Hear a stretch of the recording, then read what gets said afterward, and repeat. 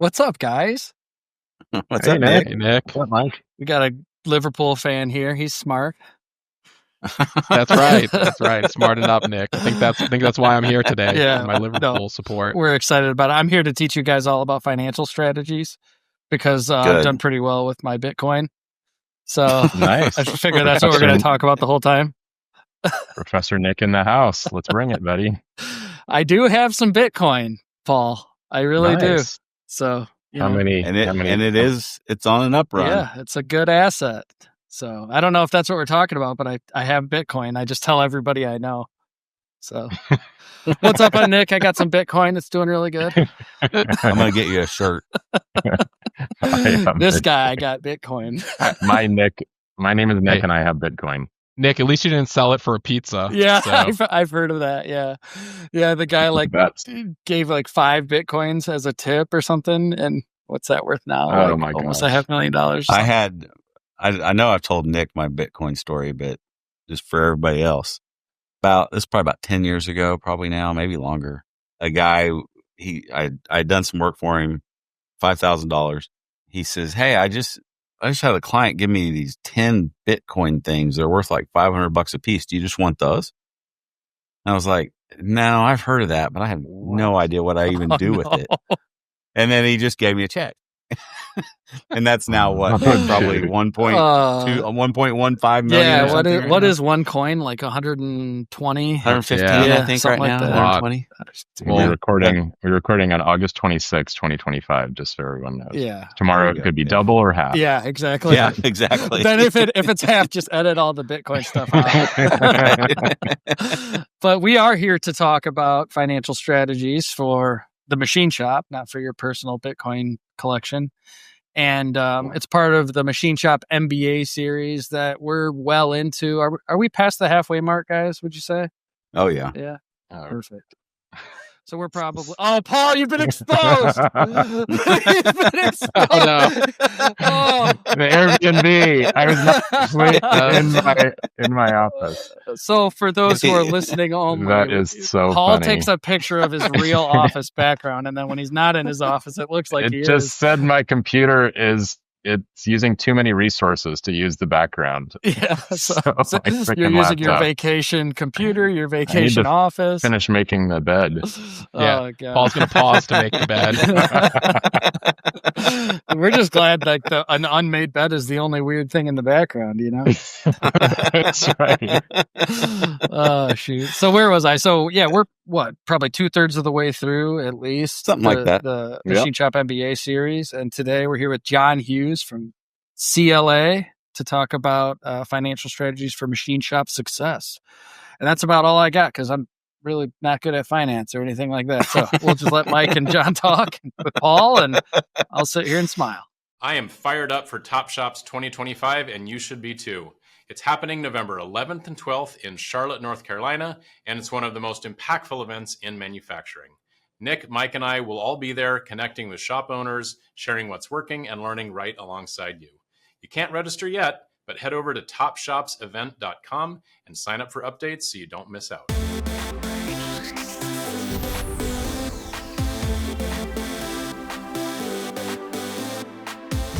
Well, I want to double click on something.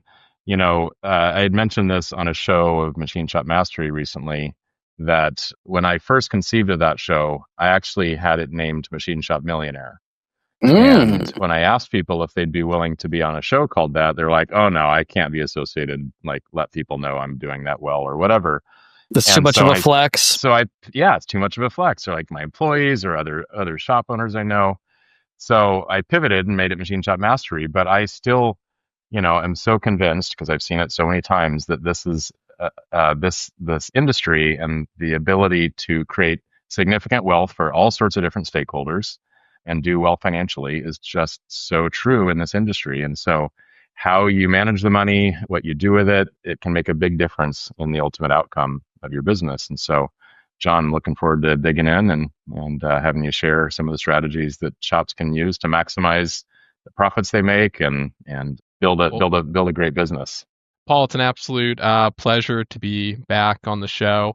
Normally, I don't get invited back for a second time unless it's, being called to the principal's office, which he definitely knew my face. But absolute pleasure to be here. And certainly, yeah, Paul, I mean, I don't know if there's a book called Machine Shop Owners with Porsches, but there could be. So excited to talk about financial strategy and how we get towards those long-term goals. Well, and I think it's such this, as we are kind of coming in towards the end of the MBA series, this is such an important topic because I think we've all seen, by the way this industry grows up, from the shop floor to then owning a shop, and lots of times, don't learn the financial and business side of this and just see it purely as a compliance issue, right? Like I have to keep my books so that I can file my tax return, but I don't want to do any of it.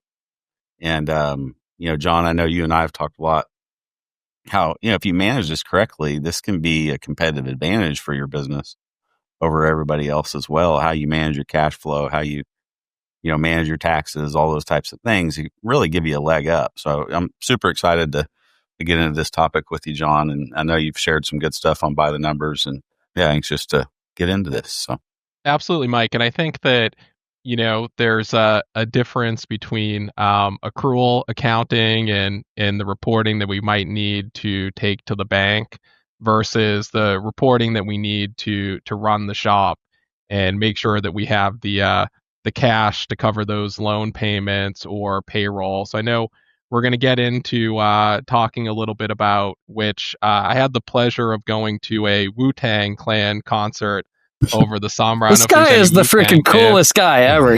Liverpool fan, Wu-Tang. Hell yeah, I thought finance people were boring.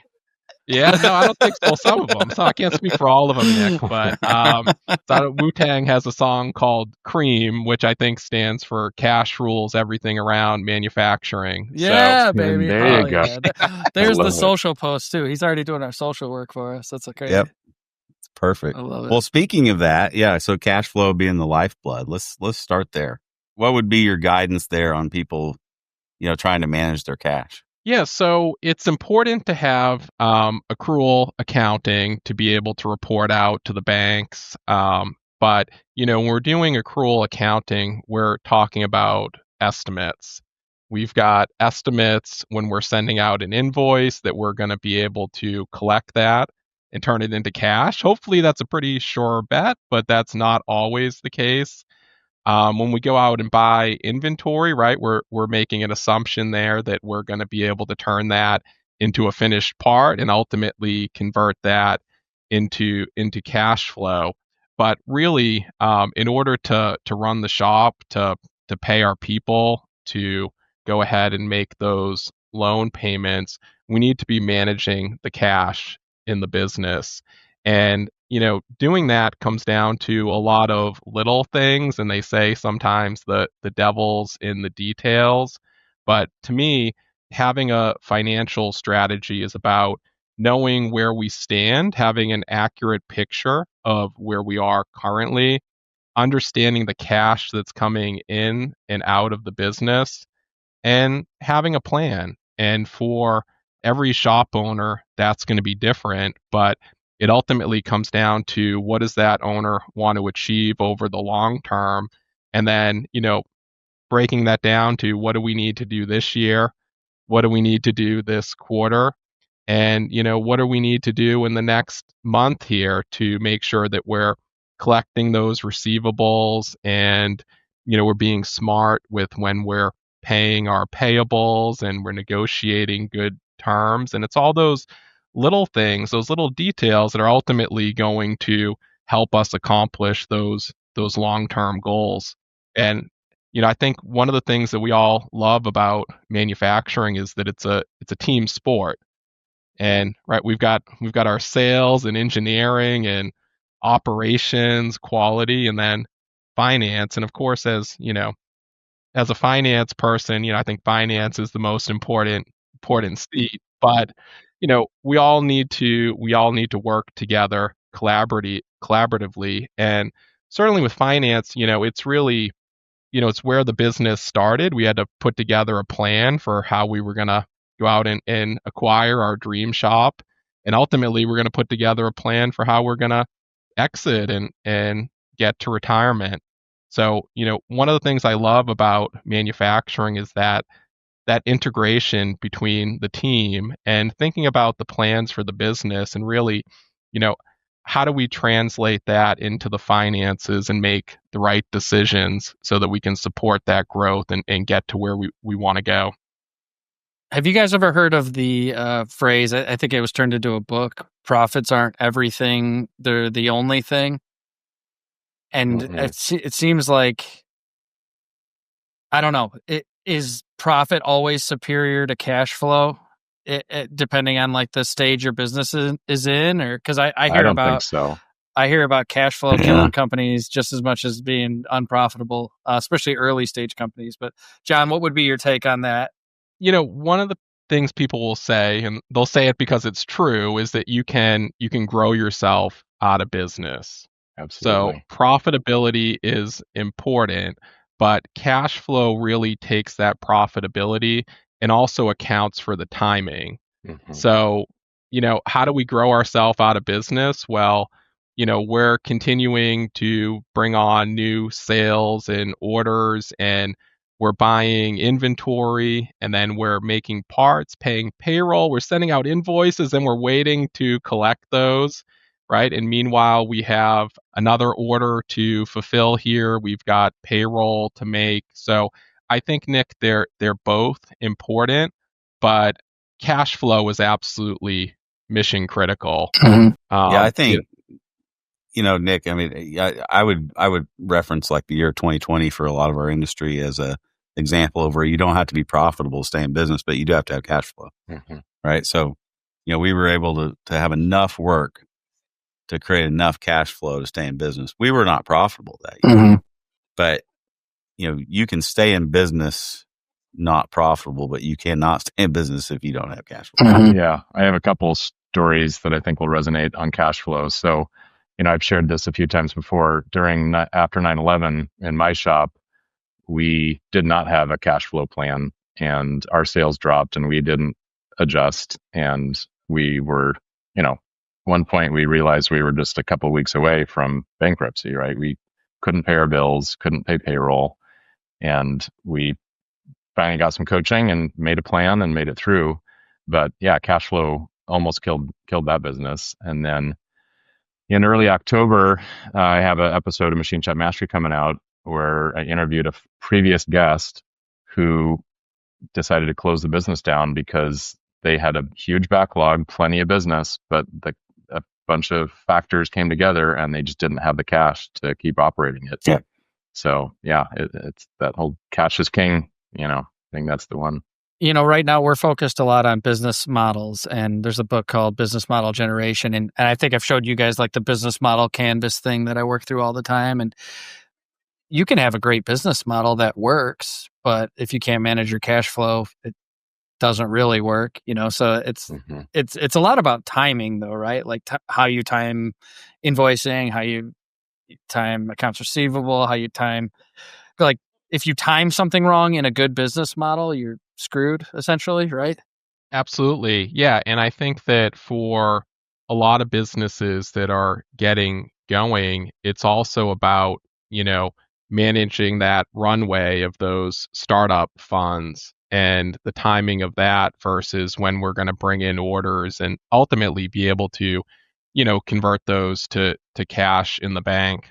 And I think, Mike, your comment there on 2020 is really relevant now, right? We're going into a period here of some, I don't know, maybe call it financial uncertainty, and right. So we're just going into it. Like, I don't know. Things have been uncertain for when were they ever certain? I don't know. When do we come out? But yeah, certainly, by managing the cash, managing our balance sheet, it gives us that flexibility and ability to be able to weather some of these storms and get through to the other side. And again, there's certainly a lot of different tactics and things that can be done here to improve that cash position, but it's really about a lot of little things and making those incremental improvements. John, on that point, like if we back up just a hair, we talk about cash flow, so in a lot of ways, I think you could just translate that over when you hear people talk about working capital, right? One of the questions I know a lot of people have is just in general, like, how much working capital should I have, right? Like, I mean, maybe I'm loaded up with cash and I've got a bunch of payables and receivables and this, like, what's enough that now maybe I can make some capital investments or maybe take distributions if you're having a really good time, or, oh my gosh, I don't have enough. I need to start making sure my line of credit's shored up. How would you advise somebody to say, okay, do I have the working capital I need, and coming up with that calculation for what period of time that they're interested in looking at?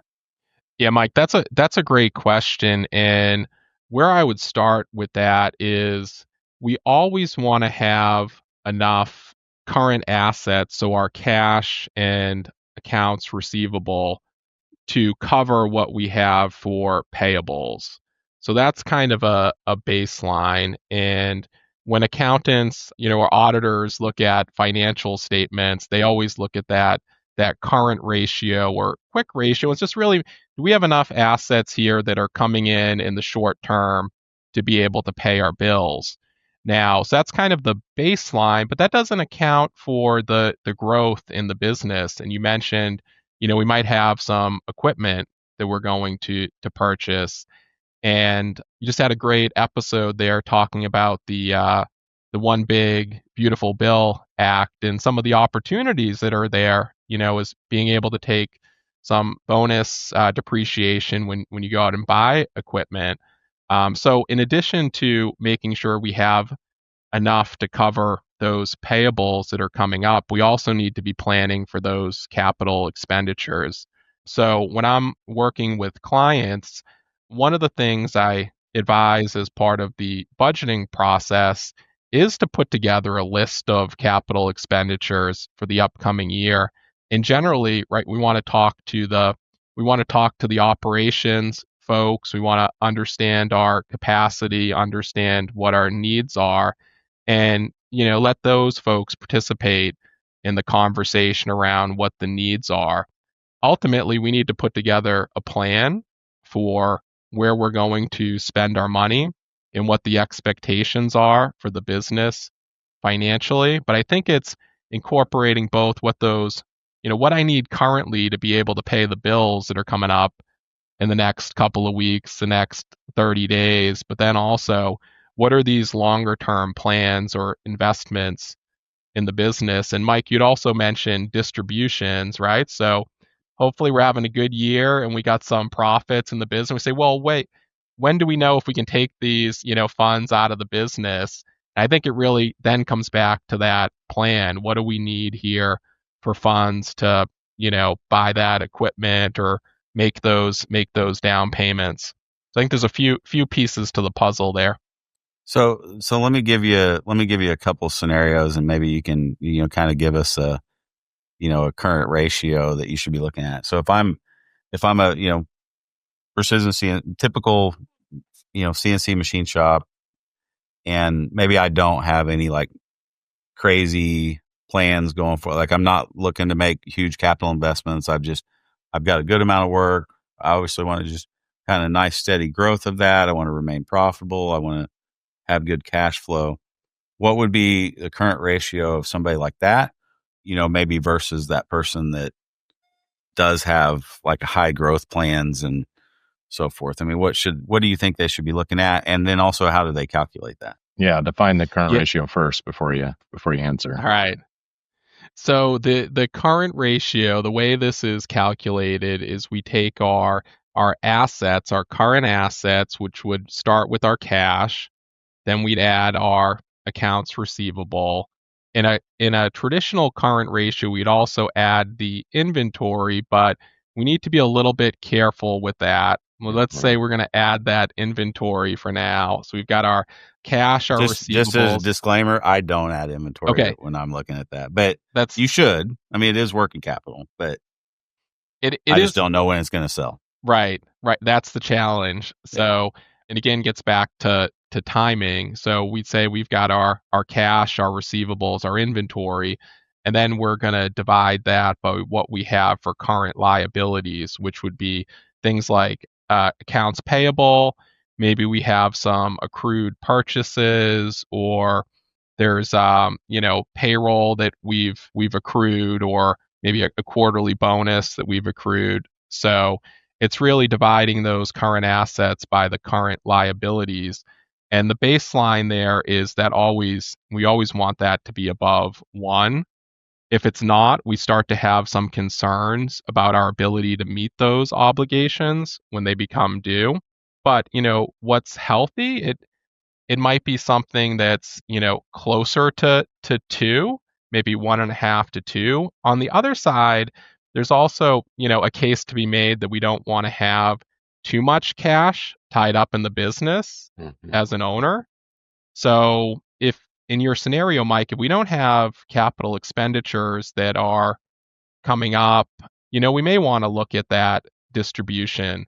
And as a shop owner, you're making an investment here in a privately held business, right? For most shop owners, most of their wealth is tied up in the business. So when you look at that, you say, hey, what's my return here on the investment? Well, an important piece of that is, how much do I have invested in the business? And what you have invested is what you started with, right? That initial investment, and then those profits over the years that you've decided to leave in the business. So that's an investment that you have tied up here, and your return is the profit from the business.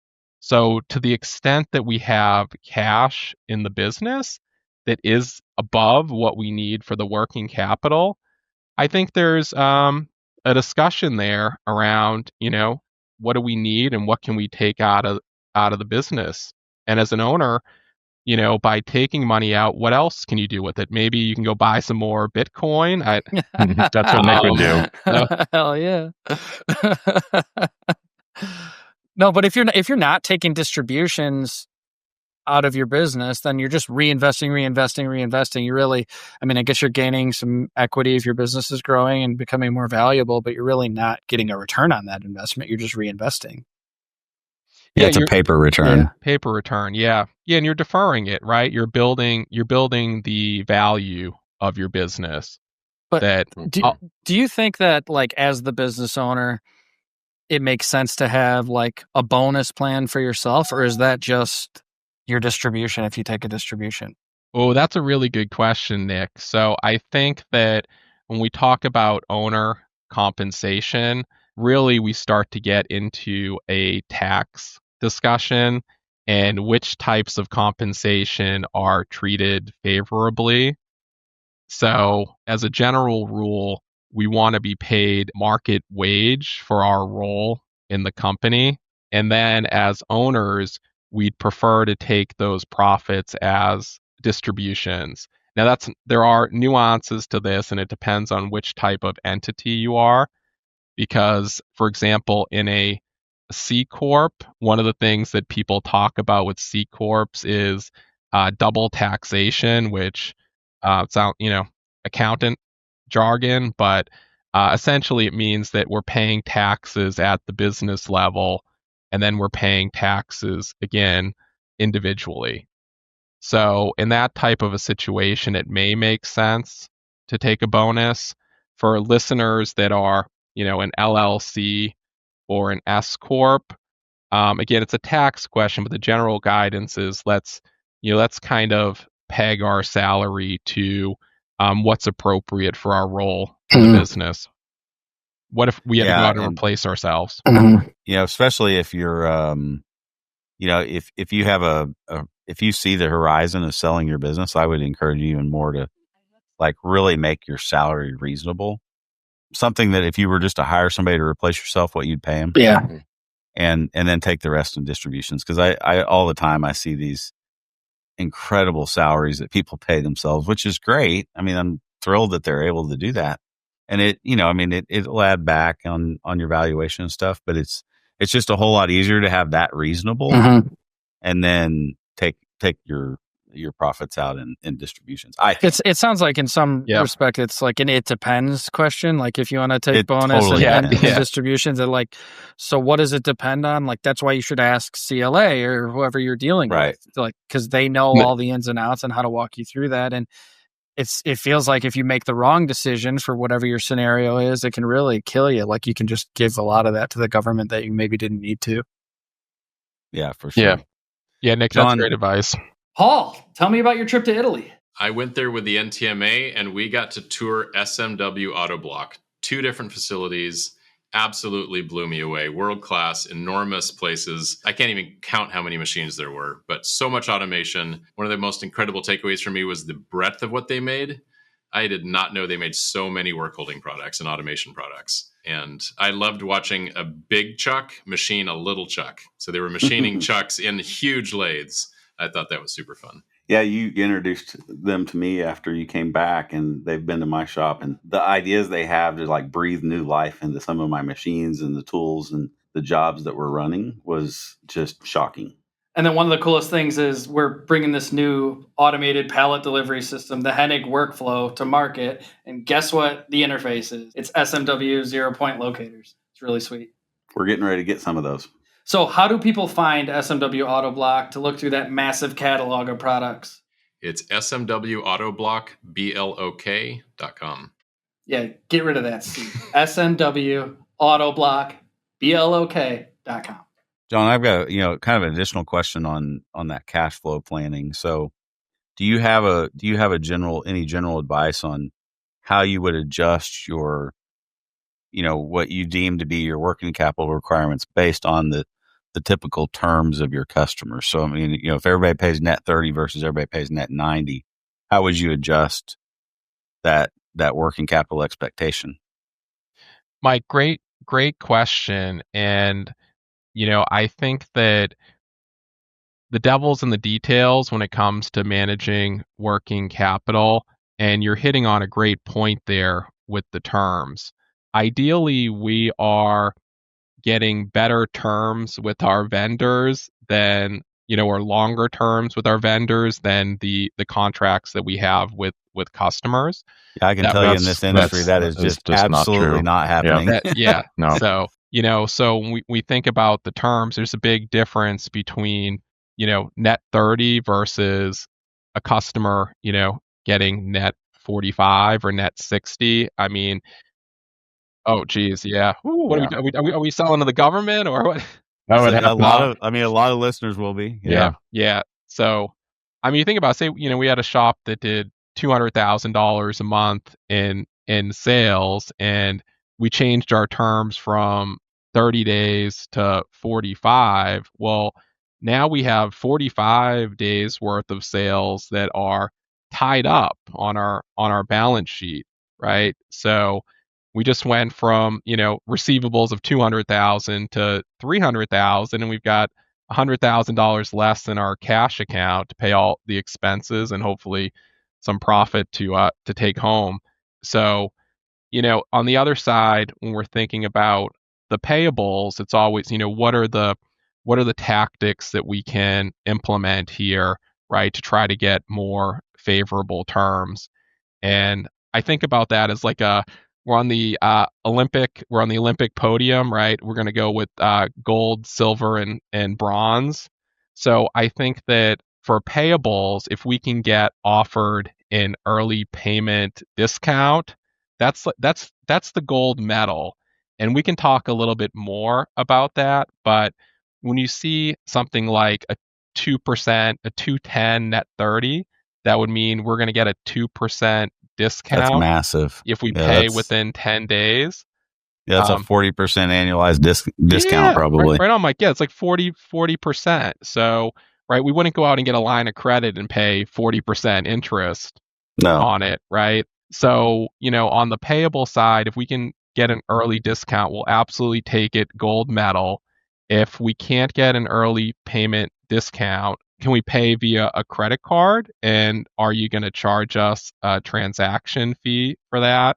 So when we're talking about materials purchases, probably not, right? But we do have some vendors that will accept credit card payments. If we can get that, we'll absolutely take it, because in most cases we're getting some sort of a points reward on our credit card, some cash back, and then we also get the float time on the credit card. So we might get another 28 days there when we factor in the float. So that would be our silver medal. And then bronze would be, hey, can we just negotiate? Can we get 45 days instead of 30? And we're not always going to be successful, but I think there is, a lot of value for shop owners to, let's at least do our homework here and talk to our vendors, and we might be surprised with what we're able to negotiate. On the other side, we go back to the receivables, if we're offering those early payment discounts, right? Now we're the ones that are giving up that, 40% interest on that to maybe, shorten that payment cycle from 30 days to 10. How realistic is it that it goes the other way, where if they're late, they have to pay a penalty? I haven't found like large OEMs willing to. Yeah, good. I've tried. Really I've even tried charging street, it. right?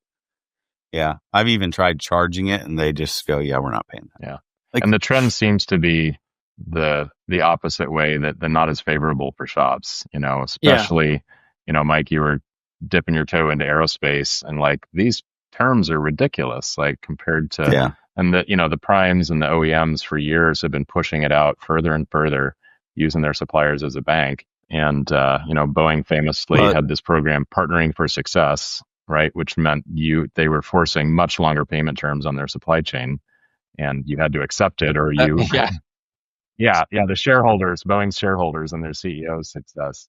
But I'd love to chat a little bit about the strategies that shops can employ, because I know in some cases, like if you have a really good relationship with your buyers, sometimes you can get them to sign up for like partial payments for raw materials or big expenses up front, and that can be a massive difference in the cost of a big project where, you might be building the things for 2 or 3 months, paying your suppliers along the way, and then you have to wait 3-4 months before you get paid yourself. Yeah, you got an 8-month float or something by the time you're all said and done. Yeah, for sure. Paul, the other thing I'd say with like the primes and the OEMs is what I'd call the invoicing hygiene is really important there. Mm-hmm. The setup from the beginning. Do we have a process in place here where we're capturing the right contact information where we're going to send that invoice?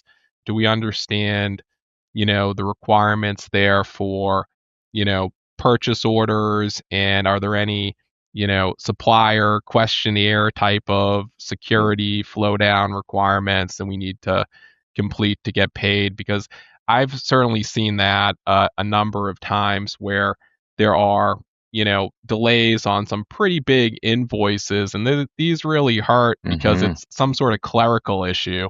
Yeah, for sure. And you don't send the cert, so they don't receive it, so the clock doesn't start on the invoice until all of that's complete. Mm-hmm. Yeah, and that's both on the quality paperwork as well as the actual invoicing process. Right. And we experienced that ourselves at our shop, and we ended up building a bunch of features right into ProShop for exactly how to, send paperwork, exactly how to send all the invoicing to who, how many copies, digital, paper, whatever. And just having, like you said, really good hygiene and process for that just eliminated all those delays, and really made a difference for us. Yeah. So it seems like all the leverage is trending to be more with the primes, with the OEMs, with the bigger companies that we're supplying to. What advice do you have, John, for like how to get paid when they're late on what they agreed to? And if you can't charge them a penalty, I mean, do you just like go find like cartel members with face tattoos and crowbars and say, "Don't make a fool out of me, man"? Yeah, I think that's a pretty good tactic. You can't really argue with that. But I think it's one, just making sure that we're dotting the I's, crossing the T's. There isn't something here that's within our control that's preventing us from being paid timely. The second thing I'd say is it's following up timely when we do become past due, and I mean like right away, day one. because sometimes it may be that the invoice didn't get to the right place, or for whatever reason it's not being processed. And I think, Nick, maybe related to this, it's, looking at what are our terms as far as, requiring deposits. What are the opportunities here to get some of that payment up front to maybe, minimize the pain there of waiting to collect the receivable. We have, one step scarier than a cartel member is Colleen, who works for AME. And she, we gave her a huge chunk of her job is to just call and be like, hey, you're late, time to pay. And she does a great job with it. And we measure, past due invoices. And she reduced that number like crazy just by being zealous. So I think there is something to say about making that a priority and not just kicking the can and kind of looking the other way. Mm-hmm. Yeah, Nick, I think it's a great topic because so I know I've been guilty of this, and my business partner, I know this is a strong philosophy of his, is, one of the problems of having we talk about maybe we're in a really good working capital standpoint, is it's easier to not pay attention to that person that hasn't paid that seemingly small invoice so far. And you can get 35, 45, 60, 90 days past due and don't care because you're sitting in a fine position. So I think a really solid, collections process, if you will, obviously it needs to be professional, right? I mean, everybody falls into things. Oh gosh, we missed that, or so-and-so was on vacation, whatever. But it's, when you get silence to those calls, I'm going through one right now, fairly new customer. We've done 10 jobs for him in the last 6 months. And it was brought to my attention last week that every attempt we've made to collect has gone unanswered. Oh boy. That's and not it's, good. it's in the tens of thousands of dollars now. And I know the owner. And when now some of my calls and texts are going ignored, I mean, obviously there's a big red flag there, right? But a good thorough process that is staying on top of it like Colleen does, I think generally 90% of the time solves the problem. And what about even doing credit checks on your customers before they become customers? We do that. Yeah. We have to do that. And we actually generally don't. Most of our customers are investment grade global OEMs. It's, in our case, most of our customers, it's not an issue of they're not going to pay us. It's when, right? Yeah. Regardless, even sometimes of what our negotiated terms are. But this new one you're talking, so this guy, he's probably not a global. It was OEM. a local, and it was someone I knew, right? So again, it's it's not. Yeah. I wasn't. I mean, there's other ways to penalize that, though, beyond an actual penalty for being late. I mean, I'm sure it factors into your pricing that you offer the person and the terms that you offer the person in the future. Well, and I think that's a point I'd love to make. So I believe that the biggest hurdle to access to capital for our industry is just our customers. Mm-hmm. I mean, we've talked several times about that they want to treat us like a bank, right? Mm-hmm. So I act like a bank. I'll give my customers, net 30, I'm not adjusting my pricing beyond what do I think it's going to cost me to make this part. Right? I mean, I'll quote it just straight up. This is what it's going to make. I'm going to be net 30. As soon as they want to go net 60, 90, I just had one want to go to 110 from 90.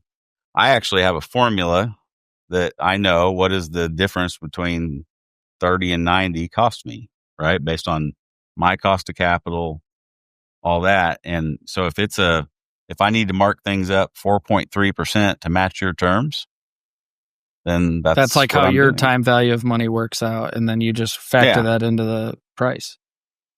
Yeah. I work it all into my pricing. I love it. Most people don't do that. Yeah. I don't think most people do that because, a job that you're going to get paid on net 30 versus net 90, your costs are dramatically different. So, John, as you're hearing this, you don't, as far as I know, you don't own or run a machine shop. A lot of other things about you that are very cool, like the Liverpool Wu-Tang stuff. But, I'll have to add that to the list. But if you did, and you're hearing, that's Mike's strategy to battle this, do you feel like there's anything you would add to it, or would you just rubber stamp that and endorse that strategy? Or, how do you deal with being kind of the one who doesn't usually have the leverage in these disputes? Yeah, no, I love Mike's strategy, and as part of my history here, I'm not a shop owner, but had the opportunity to take what I'll call a sabbatical from CLA, and I went and worked for a client in industry for a few years, and yeah, this was something that we used this strategy on pricing when we had customers that were looking for those extended terms, because there is that time value of money. So if we're not going to be able to negotiate the terms down to, net 30 or what our standards would be, then, the other option here is to look at, how do we factor that additional cost of, the time value of money into the price. So I love that, Mike, and I fully I co-sign that strategy. It's great. Nice. And John, we're running into about 10 minutes left, I think, and we haven't gotten off cash, which I think speaks back to the importance of cash flow as king. Let's move from there. Just, if we could briefly, maybe talk about the importance of budgeting and forecasting. I know you and I kind of, after we recorded one day, I think we talked for another 30, 45 minutes about the importance of budgeting, but let's talk a few minutes about that. Yeah, I love that, Mike. Yeah, you had mentioned budgeting and forecasting. I think that I said it's my love language because it is. Right. And so I think that, when I think about financial strategy, it's, the basics are we're able to, close our books out and reconcile our accounts, like the cash and the other balance sheet accounts, and we've got an accurate picture of where we are currently. But to the point on budgeting and forecasting, we also need to understand where we're going. And when I'm working with clients, it starts with, what's that long-term goal for the business? What's our 3-year, 5-year plan? Ultimately, what do you want to accomplish as the owner of this shop? And then working backwards, what type of progress are we going to make in this next year? And that's really, we're translating our plans into a budget, which is going to give us a roadmap and an ability to measure our progress. And I think as part of that budgeting process, the secret sauce is really thinking about what are the initiatives or actions that we're going to take here in the business to make an improvement, to be able to move towards those goals. So the rule of thumb here is, for clients, they need to have a budget for the upcoming year. I think you get until Martin Luther King Day to have your budget. I think that's the official cutoff. So by MLK Day, you need a budget for the year. Then you want to monitor your how are we doing versus the budget. This is what we expected versus the reality of what actually transpired, and if we don't like the delta there between what we thought and what we got, what are we going to do about it? I think this speaks to the importance of having good data at lots of different places. Like what's your win rate, and so as you create a budget, it's like, yeah, we want to hit this revenue number. You can work backwards and be like, all right, well, how many at bats do we need? How many, Exactly. new prospects do we need to meet? How many, what do we need to win? What's the average size job? That's or exactly what's- where my mind goes, Paul, because I don't want to measure the sales performance based on sales on my P&L, because that's something we sold a long time ago. Mm-hmm. And so you're just retroactively looking back at something that happened a while back instead of focusing on bookings or even more leading indicator pipeline, like what you've actually got in the pipeline. And there's this metric I'm focused on called pipeline coverage ratio, which is okay, if I have $3 million in the pipeline, we can expect what percent of that to actually close. And it really helps you plan way before it's kind of too late and you're focusing on a lagging indicator that you can't influence anymore. Yeah, absolutely. Yep.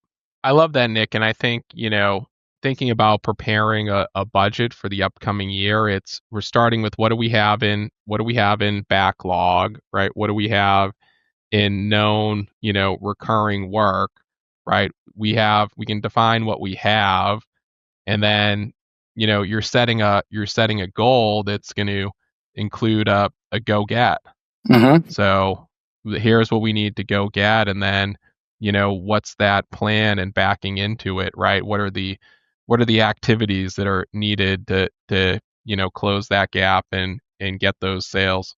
I love the backlog as a KPI, and also looking at what are our sales for the month or the quarter versus what did we bring in bookings. Mm-hmm. That ratio, right? Because that's informing us about the future and the health of the shop going forward. How frequently would you recommend a review, like monthly or quarterly, of your bookings or of your P&L? So I think there's a lot of value in looking at the numbers monthly. So for the clients that I work with, we'll have a monthly financial review meeting where we're looking at the actual results versus what the expectations were. And I think the value there is, we're talking about the business, things are fresh. There's an opportunity to adjust and pivot if we need to. There are for some shops perhaps, that are getting going, maybe they look at things quarterly, they sit down. But I think that the more frequently you can do that, I do think there's a real tangible benefit to the business. And it gets at that point of, how do we take the accounting and finance function and turn it from, a cost center into a competitive advantage? Mm-hmm. And I think it's really about that information, that data to make decisions on the business. Mm-hmm. I mean, the reality is a lot of job shops, if they're true job shops, they don't have a big backlog, right? They're hand to mouth almost all the time, just whatever's coming in the door. And I think one thing that we used to do, because we were very much a job shop, we had some repeat business and some longer term contracts, but it wasn't a large percentage of our revenue, is we would sit down, and talk with our buyers, monthly, quarterly, and just ask them, hey, we've been making this part number for you. What do you see? Even if you can't provide me a contract, what do you see for the next year with this thing? They're like, oh yeah, this thing's going strong. We think we'll probably keep ordering more. Or no, this program's winding down. Or, we're not sure. Our customer hasn't renewed with us yet. And if you kind of can do that with some of the bigger buckets of your work, you can start to predict a little bit better, even without a big actual backlog of contracts and POs. And then I'd love to pivot before we run out of time and just talk about job costing for a minute, right? You can have as much backlog and as much work coming in the door, but if you are not profitable on that work, it's for naught, right? And so the fundamentals of having accurate recording of data of your out-of-pocket costs for material, outside processing, BOM items, whatever it might be, just so fundamentally important, because this 80-20 rule totally applies in job costing and in jobs, right? 20% of your jobs are causing 80% of your profit, and 20% are causing 80% of your losses. And when you can really dial in that information and know which is which, and then affect those changes by raising prices, getting rid of part numbers, fixing the process, you can dramatically swing your profitability, right? Which helps ultimately improve cash flow in the long run. Because if you're making 10, 20, 30 points profit on a job versus losing that much, and that compounds over time, like that's the difference between staying in business and not. Mm-hmm.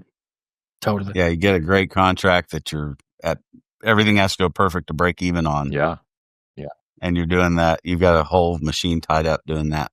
And it's shocking to me how many shops out there don't have accurate labor tracking. And that is typically the single business expense. And they're like, yeah, we don't know, or we have a rough idea. So even if it's on time cards or on spreadsheets, just come up with a way and reinforce that it's not a big brother move. It's like, we need to know how much it takes to make these parts for the viability of the business. And hopefully your employees will buy into that. But that's a culture shift that a lot of shops need to make.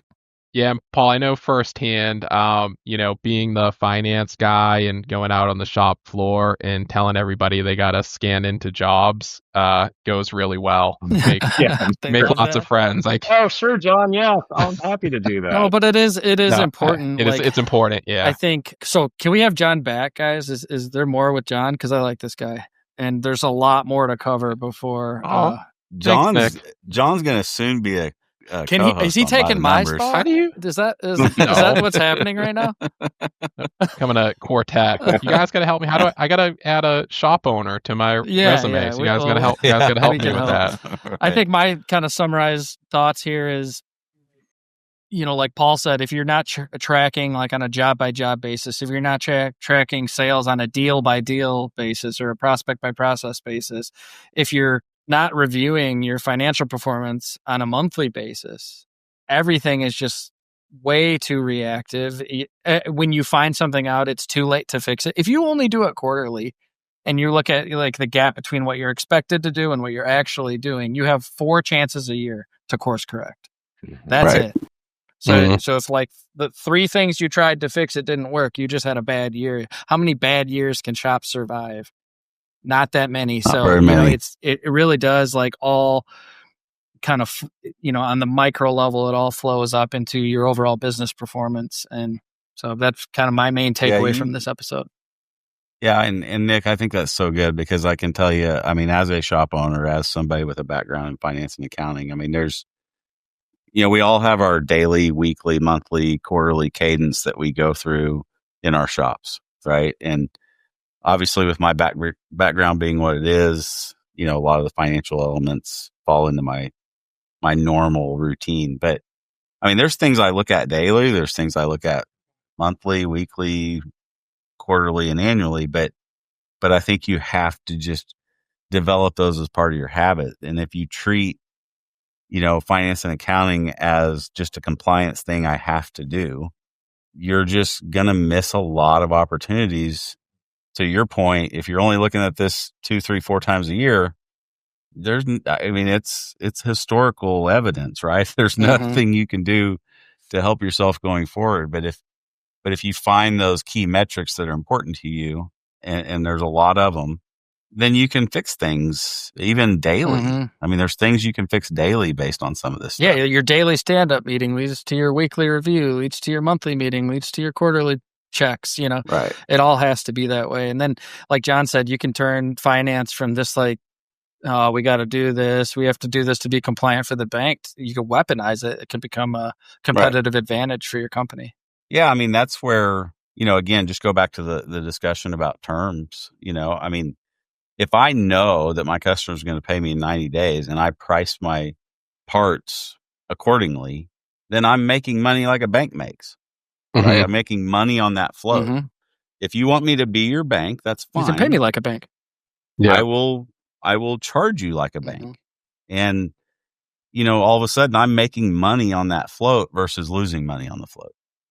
And that's how we certainly treat it. And, it hasn't, we've been doing just fine with it. So manufacturers, what is your biggest headache? Is it measuring and improving profitability? Gaining efficiencies with AI and automation, maybe tightening up your cybersecurity, maybe getting your business ready to sell. At CLA, their goal is to know you and help you with challenges like these and more.